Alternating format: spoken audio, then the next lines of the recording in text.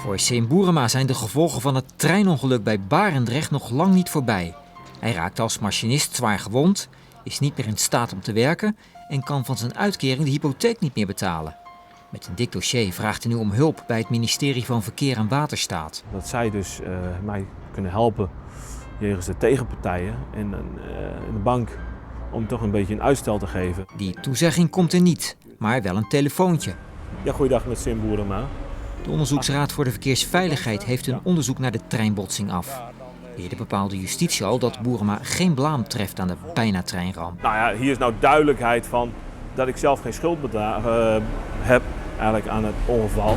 Dus ook eigenlijk wie wel aansprakelijk is, zodat ook duidelijk een tegenpartij is aansprakelijk gesteld kan worden. Boerema hoopt dat deze tegenpartij nu zijn schade gaat betalen. De machinist had voor het ongeluk een eigen kraanverhuurbedrijf.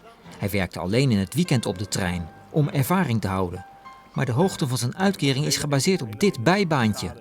Aan SP Tweede Kamerlid Bazier legt hij uit dat hij nu moet rondkomen van €370 per maand. Want ook mijn werkgever ES Railways die heeft niet eens een aansprakelijkheidsverzekering voor de werknemers. Ik begrijp dus ook niet van hoe het nou kan dat wij zeg maar, wel op het spoor de concurrentiemogelijkheden hebben verruimd, zodat alle spoorbedrijven daarop kunnen functioneren.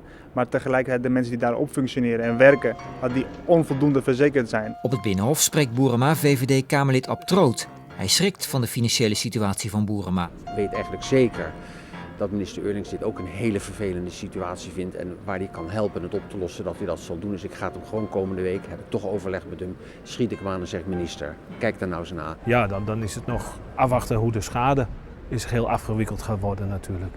Dat is een beetje het probleem. Gaat u weer aan het werk?